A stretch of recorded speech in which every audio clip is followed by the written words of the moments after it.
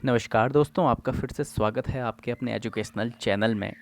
आप लोगों के कमेंट्स के आधार पर ही मैं आपके लिए एक नया कोर्स लेकर आया हूँ, जो आपको बताएगा जो नॉर्मल तैयारियाँ हैं आप किस तरह से करेंगे उसके बारे में। यानी कि अगर आप आईएएस पीसीएस की तैयारी कर रहे हैं या किसी भी कंपटीशन एग्ज़ाम की तैयारी कर रहे हैं, चाहे वो बड़े लेवल का है छोटे लेवल का है, उसमें ये जो कोर्स है आपका बहुत ही महत्वपूर्ण रहने वाला है। तो देखिए यहाँ पे आप लोग कई बार क्वेश्चन करते हैं कि पढ़ना कैसे है, या जैसे हम इतिहास को तो ले आए ल्यूसेंट की, अब इसमें पढ़ना कैसे है, मेन टॉपिक्स हम कैसे बताएं। तो इसके लिए सबसे पहले मैं आपको एक सजेशन देना चाहूँगा कि अगर आप एनसीईआरटी, जी हाँ, अगर एनसीईआरटी अच्छे से पढ़ लें, उसका जो इतिहास है क्लास 6, 7, 8, ज़्यादा भी नहीं कह रहा हूँ, 6, 7, 8 का कम से कम अगर आप इतिहास पढ़ लेते हैं तो उसमें स्टार्टिंग में दिया रहता है कि किस तरह से इतिहास की शुरुआत हुई, या उसके बारे में थोड़ा बहुत आपको एक, क्योंकि उसमें आपको पता है कि वो क्या है, 5-6 साल के बच्चे के, 5-6 में पढ़ने वाले बच्चे के लिए बनाया गया, यानी कि 12-13 साल के उम्र के बच्चे के लिए वो चीज़ें बनाई गई हैं। तो आप तो उसे ईजिली समझ पाएंगे अगर आप कंपटीशन लेवल की तैयारी कर रहे हैं। तो वहाँ पे अगर आप लोग समझ लेंगे, उसको समझ लेंगे, तो उसके बाद अगर आप लुसेंट पकड़ें तब आपके लिए काफ़ी ईजी हो जाएगा, या बड़े लेवल की बुक हैं उनको आप फिर कंसिडर कर सकते हैं। तो आपने अभी इसमें नोट्स कैसे बनाने, ये मैं आपको बताता हूँ कि इतिहास में भारत का इतिहास, ठीक है, पहले स्टार्टिंग करेंगे। ठीक है, कि आपको पता है कि हम जो उत्तर में मेनली है इंडिया, उत्तर से हिमालय से लेकर दक्षिण तक फैला हुआ उपमहाद्वीप भारतवर्ष के नाम से जाना जाता है। ठीक है, अब आपको ये पता है, और इसे भारतवर्ष कहा जाता है, और इसमें मेनली जो है इंडिया, जो कहा गया, यूनानियों ने इंडिया नाम दिया था।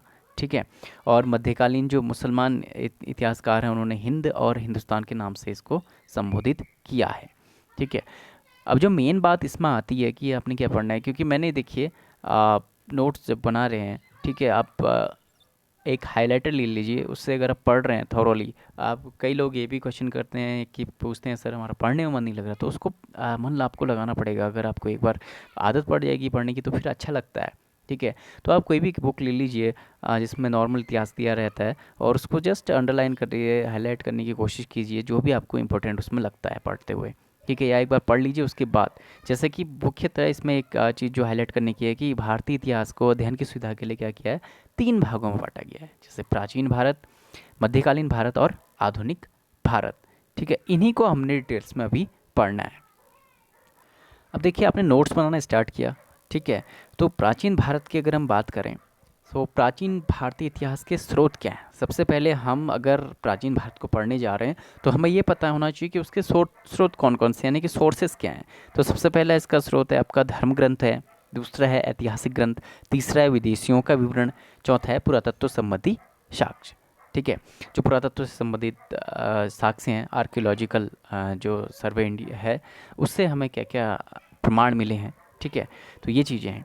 अब धर्म ग्रंथ से कौन सी जानकारी आती है, अब पहला हमने इसको पढ़ना है कि धर्म ग्रंथ एवं ऐतिहासिक ग्रंथ से मिलने वाली जो महत्वपूर्ण जानकारियाँ हैं उनके बारे में हमने डिस्कस करना है। तो भारत का सर्वप्राचीन धर्म ग्रंथ क्या है, वेद है। ठीक है, जिसके संकलनकर्ता महर्षि कृष्ण द्वैपायन वेद व्यास को माना गया है। अब वेद व्यास नाम यहाँ पर आया तो इससे आपके मन में कई चीज़ें आ जाती हैं। आपको पता होना चाहिए कि महाभारत की रचना किसने की थी, वेद व्यास जी ने की थी। तो इस तरह से अपने माइंड को जितना आप कंपटीशन लेवल पर तैयार करेंगे उतना आपका पक्का होते जाएगा, क्योंकि अगर आप बहुत टाइम से पढ़ना छोड़ देंगे तो फिर ये नॉर्मल चीज़ें भी धीरे धीरे आपका माइंड भूलता जाता है। तो इसको पढ़ें। वेद 4 हैं, हर कोई जानता है, ऋग्वेद, यजुर्वेद, सामवेद और अथर्ववेद। ठीक है, अब ऋग्वेद जो बहुत ही महत्वपूर्ण रहता है कंपटीशन एग्जाम के लिए, इसको हम पढ़ने जाएंगे। ठीक है, अब इसमें क्या करना है कि किसे कहा जाता है, ऋग्वेद, ऋचाओं के क्रमबद्ध ज्ञान। इसको आपने खाली अंडरलाइन कर लिया। ठीक है, कि आप अगर बाद में एक ब्रीफ में नज़र डालें तो आपको पता होना चाहिए कि ऋग्वेद किससे कहते हैं, तो ऋचाओं का जो एक क्रमबद्ध ज्ञान है, ठीक है, एक सिस्टमेटिक नॉलेज है ऋचाओं का, वही कहा जाता है ऋग्वेद। अब इसमें 10 मंडल हैं। ठीक है, 10 मंडल हैं, और एक बार प्रश्न भी आया था कितने सूक्त हैं, 1028 सूक्त हैं, और 10,462 ऋचाएँ हैं। ठीक है, तो आपको कभी भी कोई भी क्वेश्चन बन सकता है कि ऋग्वेद में कितने मंडल हैं, कितने सूक्त हैं, या कितनी ऋचाएँ हैं, और ऋचाओं के क्रमबद्ध ज्ञान को कौन सा वेद का क्या कहा जाता है। उसमें ऑप्शन दे देंगे चारों, तो आपको बताना चाहिए कि ऋग्वेद कहा जाता है। ठीक है, अब इसमें जो इम्पोर्टेंट है, और किसने लिखा है, विश्वामित्र द्वारा रचित ऋग्वेद। ठीक है, जो विश्वामित्र ने लिखा है इस ऋग्वेद के तीसरे मंडल में। ठीक है, सूर्य देवता का मतलब तीसरा मंडल है पूरा ऋग्वेद ने लिखा है। विश्वामित्र ने जो लिखा है कि गायत्री मंत्र किसके द्वारा लिखा गया है, ये लिखा गया विश्वामित्र द्वारा। और एक किस देवी को समर्पित है, सावित्री को समर्पित है। ठीक है, सूर्य देवता को और सावित्री को, जो मेनली गायत्री मंत्र है वो सावित्री जो देवी है ये पूछा जाता है, इनको समर्पित है। और जो नौवां मंडल है उसमें देवता सोम का उल्लेख है। ठीक है, ये उतना इम्पोर्टेंट नहीं है क्योंकि आया नहीं अभी तक। और आठवें मंडल की हस्तलिखित जो ऋचाएँ हैं उनको खिल कहा जाता है। ठीक है, और इसके बाद आपको पता है कि 10वें मंडल में जो अभी हमारे वर्ण चल रहे हैं, ब्राह्मण क्षत्रिय वैश्य शूद्र, ये 10वें मंडल में जो है इनमें इनका वर्णन किया गया है।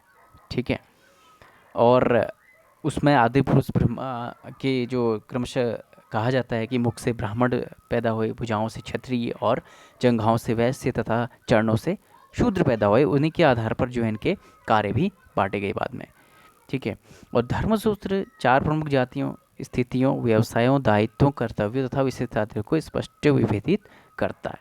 ठीक है, और वामनावतार जो आपको पता है कि बाली आपको पता है कि बहुत बड़ा दानी था पातालोक में जो रहता है। ठीक है, उसके लिए, ठीक है, राजा बलि जो थे, ठीक है, उनके लिए 3 पगों का आख्यान जो है प्राचीनतम स्रोत ऋग्वेद में है। अब ऋग्वेद के लिए, ऋग्वेद में क्या है, इंद्र के लिए 250, ठीक है, 250 तथा अग्नि के लिए 200 ऋचाओं की रचना की गई है। तो दोस्तों इस तरह से आप देख सकते हैं कि इसमें काफ़ी एक कंक्लूसिव वे में दे रखा है कि कौन कौन से क्वेश्चन पूछे गए हैं उसी हिसाब से। अब हम आएंगे यजुर्वेद में। ठीक है, अब यजुर्वेद क्या कहते हैं, सस्वर पाठ के लिए मंत्रों तथा बलि के समय अनुपालन के नियमों का संकलन, यानी कि मंत्र होते हैं और बलि होती है। ठीक है, बलि प्रथा जो कहते हैं। ठीक है, तो उसमें मंत्रों के उच्चारण के नियम वगैरह किस में दिए गए हैं, आपको यजुर्वेद में दिए गए हैं। ये आपको जो है पता होना चाहिए। अब इसके पाठकर्ता को क्या कहते हैं, अध्वर्यु कहते हैं। ठीक है, ये आप पूछा सकता है, कोई उतना वो नहीं है, लेकिन आपको अगर बड़े लेवल की तैयारी करें तो अध्वर्यु कहते हैं। अब यह एकमात्र ऐसा वेद है जो गद्य एवं पद्य दोनों में है। ठीक है, तो आपको ये पता होना चाहिए कि ये लिखित रूप में भी है और कविता के रूप में भी जो है, ये दोनों रूप में है यजुर्वेद। ठीक है, तो आप इसको ऐसे याद करेंगे।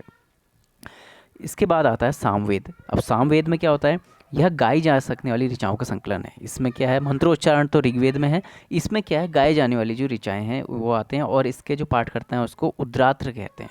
ठीक है, और इसी सामवेद को भारतीय संगीत का जनक भी कहा जाता है क्योंकि इसमें गाए जाने वाली ऋचाएँ हैं।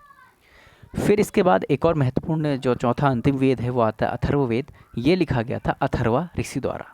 ठीक है, अथर्वा ऋषि द्वारा रचित। इसमें क्या है, रोग निवारण है, तंत्र मंत्र, जादू टोना, शाप, वशीकरण, आशीर्वाद, स्तुति, जितनी भी आजकल आप इनको आजकल से रिलेट कर सकते हैं कि जो विवाह है, प्रेम संबंध है, राजकर्म है, मातृभूमि महात्म्य आदि विविध विषय हैं, जो औषधि से अनुसंधान से संबंधित जितने विषय हैं उनसे संबंधित जो मंत्र हैं। ठीक है, और सामान्य मनुष्य के जो विचार हैं, विश्वास हैं, अंधविश्वास हैं, इसमें सबका वर्णन है। तो एक बात मैं आपको बताना चाहूँगा, जब भी आप संधि करते हैं, ठीक है, जनेऊधारी जितने लोग हैं आप लोगों को पता होगा कि जब भी आप संधि करते हैं तो क्या कहते हैं, ओम ऋग्वेदाय नमः, ओम यजुर्वेदाय नमः, सामवेदाय नमः और अथर्ववेदाय स्वाहा। ठीक है, अथर्ववेदाय क्या कहते हैं, स्वाहा। ठीक है, तो इस तरह से इसको कहा जाता है। क्यों कहा जाता है, क्योंकि आप कभी भी नहीं चाहते कि अथर्ववेद की चीज़ें आप लोग अपने आप में अपने मन में लें। ठीक है, तो अथर्ववेदाय, सॉरी मैंने उल्टा बोल दिया, ऋग्वेदाय स्वाहा, ओमवेदाय स्वाहा, अथर्ववेदाय नमः कहते थे हम, दूसरे उसको नमस्कार कह देते हैं अथर्ववेद को। ठीक है, तो यह है, इसमें सभा एवं समिति को प्रजापति की 2 पुत्रियाँ कहा गया है इस वेद में। ठीक है, और सबसे प्राचीन वेद ऋग्वेद के बाद का वेद जो है अथर्ववेद है। ठीक है, और सबसे बाद का वेद, सबको पता ही है कि पहला वेद ऋग्वेद हो गया, अंतिम वेद क्या है, अथर्ववेद हो गया। ठीक है, और वेदों को भली भांति समझने के लिए क्या है, 6 वेदांगों की भी रचना हुई है। 6 वेदांग क्या हैं, शिक्षा, ज्योतिष, कल्प, व्याकरण, निरुक्त और छंद। ठीक है, और एक जो इम्पोर्टेंट है कि पुराणों की संख्या क्या है। अच्छा, जो सबसे अच्छा ऐतिहासिक कथाएं हैं हमारी वो आती हैं पुराणों में। पुराण 18 हैं। ठीक है, और रचयिता कौन है इसके, लोमहर्ष और उनके पुत्र उग्र श्रवा माने जाते हैं पुराणों के, अक्सर पूछा जाता है। और 5 जो हैं उनमें राजाओं के वंशावली पाई जाती है, जैसे मत्स्य पुराण, वायु पुराण, विष्णु पुराण, ब्राह्मण एवं भागवत। ठीक है, सबसे पुराना जो पुराण है वो है मत्स्य पुराण, और प्रमाणिक भी इसको माना जाता है। अब देखिए, हमने कहा कि इसमें क्या पाई जाती हैं, जो राजा हैं, ठीक है, वंशावली पाई जाती है राजाओं की, तो विष्णु पुराण में क्या बताया है, मौर्य वंश। और यहाँ पर जो हाईलाइटेड वन होता है ये इंपॉर्टेंट होते हैं एग्जाम की दृष्टि से। मत्स्य पुराण में आंध्र सातवाहन, वायु पुराण में गुप्त वंश। इस तरह से जो आपको ये पढ़ने होते हैं। ठीक है, इसके बाद जो एक इम्पोर्टेंट है कि अर्थशास्त्र के लेखक चाणक्य आजकल दोस्तों दूरदर्शन प्रोग्राम पर भी आ रहा है 5 बजे। अगर आप देखें शाम को तो काफ़ी इंटरेस्टिंग वो है, उसको ज़रूर देखिएगा, 5 बजे आता है। पुराना जो आता था दूरदर्शन में वही रिपीट हो रहा है, तो काफ़ी अच्छा वो लग रहा है, उसको देखिएगा। इसमें 15 अधिकरण है, बाकी चाणक्य जी के बारे में हर कोई जानता है। ठीक है, 15 अधिकरण इसमें मौर्यकालीन इतिहास की जानकारी प्राप्त होती है। ठीक है, और फिर जो है एग्ज़ाम से संबंधित रजत रंगनी किसने लिखी, अक्सर पूछा जाता है, तो कल्हड़ द्वारा ये लिखेगी, कल्हड़ द्वारा रचित रजत रंगनी है। जिसका संबंध किससे, अगर आप ये समझेंगे कश्मीर के इतिहास से, तो कश्मीर के इतिहास से संबंध किसका है, राज तरंगणी का और कल्हड़ के द्वारा लिखी गई है। इस तरह से आप कर सकते हैं। ऐसी अरबों का सिंध विजय का वृत्तांत जो है चचनामा में, ये इसके लेखक हैं अली अहमद। अष्टाध्यायी, अष्टाध्यायी बहुत पूछा जाता है, लेखक इनके पाणिनि है, और ये संस्कृत भाषा व्याकरण की प्रथम पुस्तक है। ये देखिए, ये आपको भी पता होना चाहिए, संस्कृत भाषा व्याकरण की प्रथम पुस्तक अष्टाध्यायी है। ठीक है, और पतंजलि, पतंजलि का नाम इतना फेमस है, आपको पता है कि योग की जो शिक्षा भारत में पहले सर्वप्रथम इन्हीं को श्रेय जाता है इसका। और ये पुष्पमित्र जो शुंग है उसके पुरोहित थे। ठीक है, तो इस तरह से दोस्तों आज हमने वेदों के बारे में पढ़ा। तो उम्मीद करता हूँ कि वेदों से संबंधित जितना चीज़ें हैं ये आपको क्लियर हो गया होगा। ठीक है, किसी भी आप कंपटीशन एग्ज़ाम की तैयारी कर रहे हैं तो इसके आगे का इतिहास मैं आपको नेक्स्ट वीडियो में प्रोवाइड कराऊंगा, और इसके लिए एक अलग से प्लेलिस्ट बना दूंगा ताकि आप लोगों को बाद में अगर उसे देखें तो ढूंढने में कोई परेशानी ना हो। तो मिलते हैं आपसे नेक्स्ट सेशन में, तब तक के लिए थैंक यू फ्रेंड्स।